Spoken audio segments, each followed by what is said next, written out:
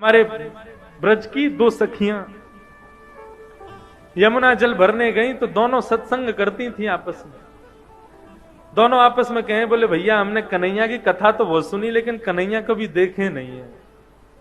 दूसरी बोली, अरे कन्हैया पता हो कहां रहे? बोले कहां रहे? वो संतन के पास रहे कन्हैया।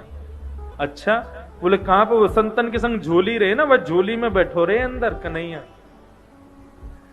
अच्छा, कब मिलेगो हमें, कब दर्शन देगो झोली ते निकल के? तभी एक संत वहां पर आकर के यमुना किनारे बैठे, उन्होंने अपना झोली कमंडल सब उतार के वहां रख दिया और स्वयं यमुना जी में स्नान करने चले गए। अब तो दोनों सखी बोली, बोले भैया या की कमंडल या की झोली में जरूर कन्हैया बैठे होंगे, चल चल के दर्शन करें। बोले कहीं संत निकल के नहीं आ जाए। बोले अरे जितने में आवे को इतने तो हम देख के वाकू भाग जाएंगे। अब संत की झोली खोली, वो झोली में खूब सारे ग्रंथ निकले, ग्रंथों को निकाला, आदि आदि सब निकाले। नन्हे से डिब्बे में डिब्बा खोल करके देखा, डिब्बे में से कपड़ा हटाया तो लड्डू गोपाल उसमें विराजमान। अब तो सखियां दोनों आपस में, देख देख गोपाल जी, देखी बेटो कन्हैया। अरे बहन कितना सुंदर है कन्हैया। नन्हे से गोपाल जी हाथ में माखन लेके बैठे, लड्डू गोपाल।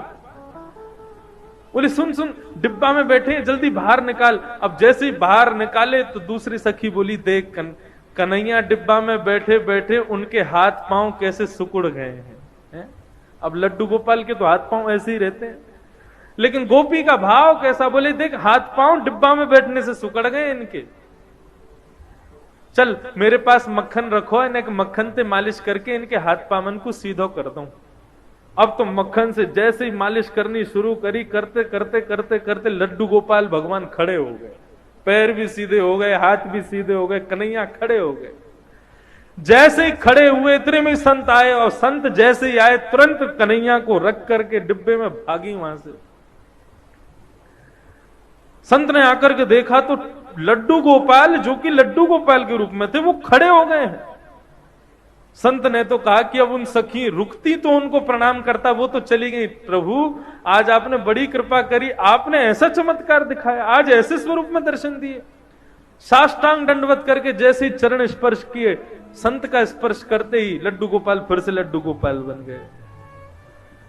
संत के नेत्रों से आंसू बहने लगे, 2-4 घंटे रोता ही रहा।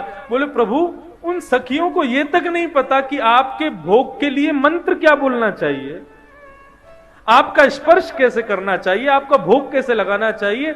ऐसी अबोध उन सखियों के भाव से आप सीधे हो गए, और मैं जिसने आपकी प्राप्ति के लिए घर छोड़ा, परिवार छोड़ा, सब कुछ छोड़ के सन्यासी बना, मेरे स्पर्श करते आप फिर से लड्डू गोपाल बन गए। क्यों?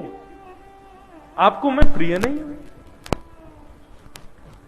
भगवान बोले अब तो बोलना ही पड़ेगा। तुरंत गोपाल जी बोलने लगे, बोले देखो हम आपके पास रहते हैं क्योंकि आप भाव से हमारी सेवा करते हो, लेकिन आप सदैव हमको मूर्ति मानते हो। उन सखियों ने हमको मूर्ति नहीं माना, इसलिए हम खड़े हो गए।